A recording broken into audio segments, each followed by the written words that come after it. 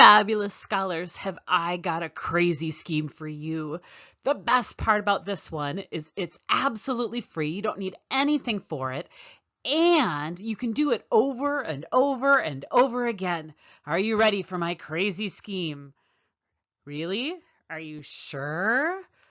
Positive? Beyond a shadow of a doubt? With whipped cream, sprinkles, and a cherry on top? Okay, here it is.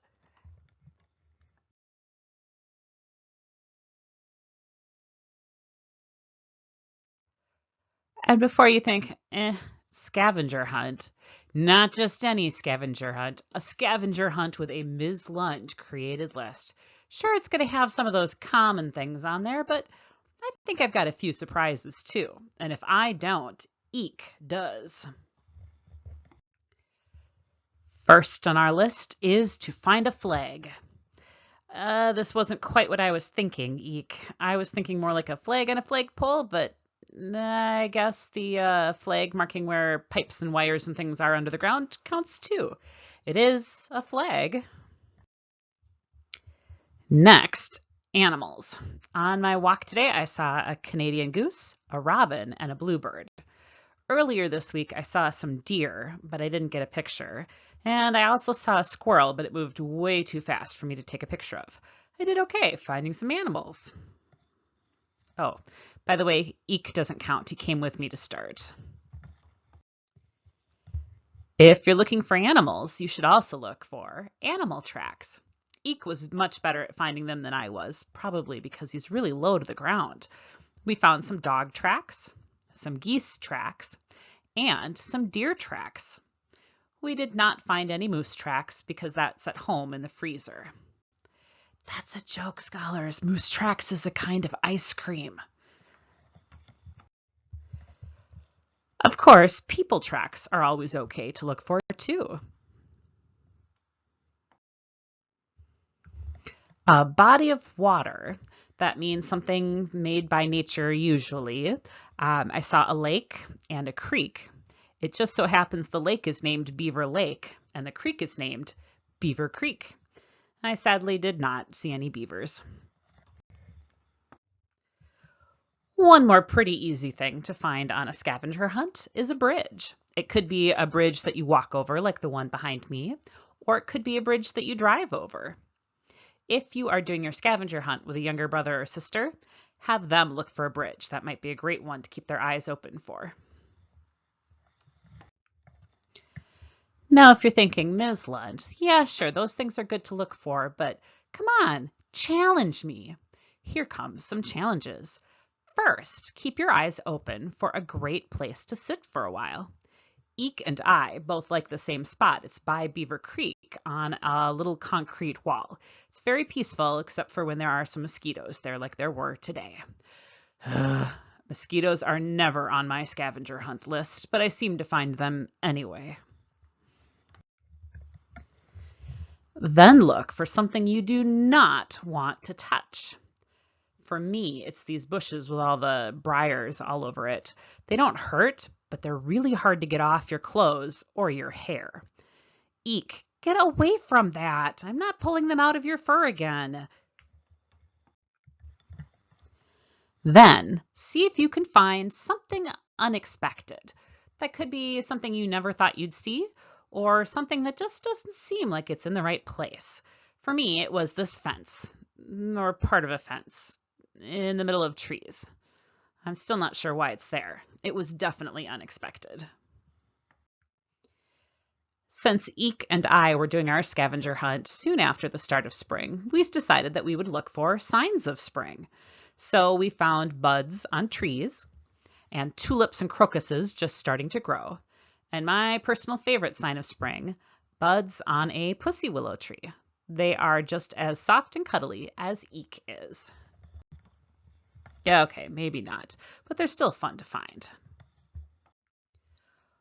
One thing I'm always looking for, whether I'm on a scavenger hunt or not, is a good tree to climb. I'm not very good at climbing trees, but I just like to think about climbing trees and try to climb trees. Eek is a little bit better.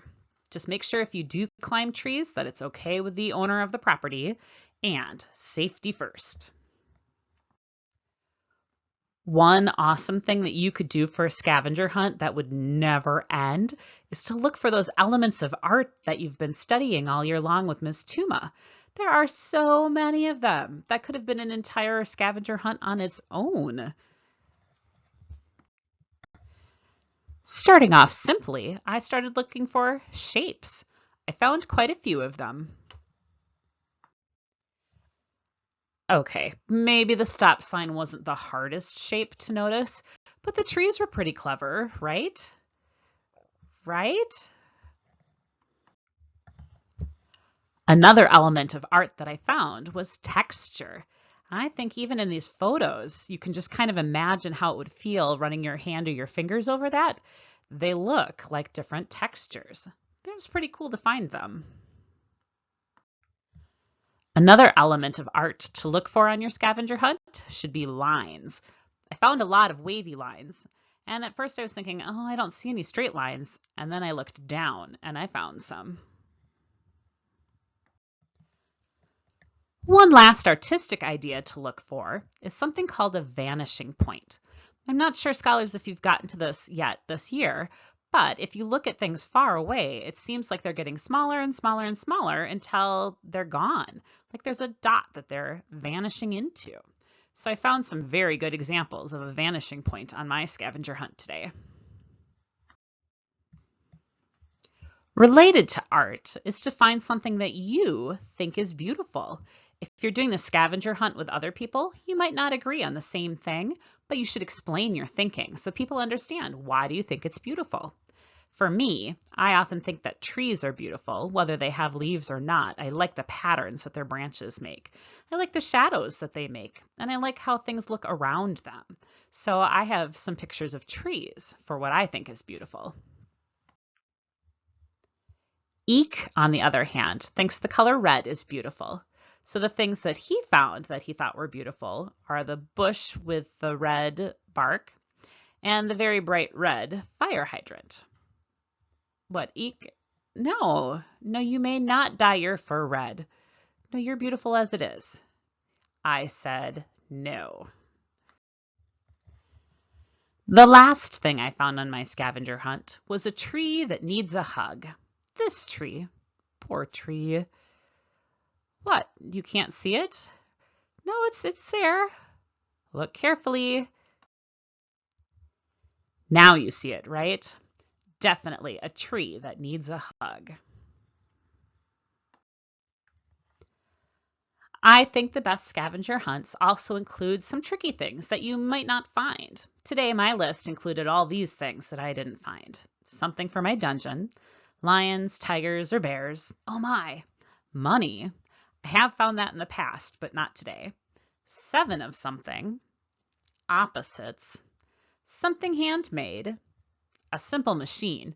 I think I could have found one of those, scholars, but I forgot to look for it. I was distracted by the tree that needed a hug.